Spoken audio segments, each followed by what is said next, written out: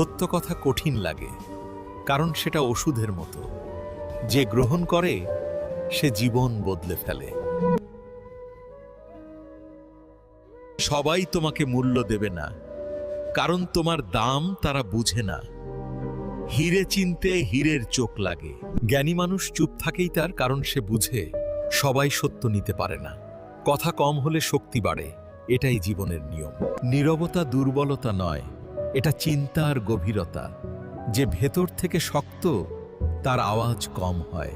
অহংকার মানুষকে নিচে নামায়, জ্ঞান মানুষকে উপরে তোলে।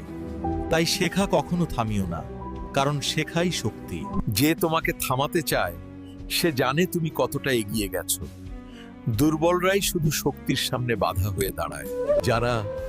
তারা নিজেরাই হার মানছে, কারণ যে জিততে চায় সে অন্যকে ভাঙানোর সময় পায় না। তোমার পথ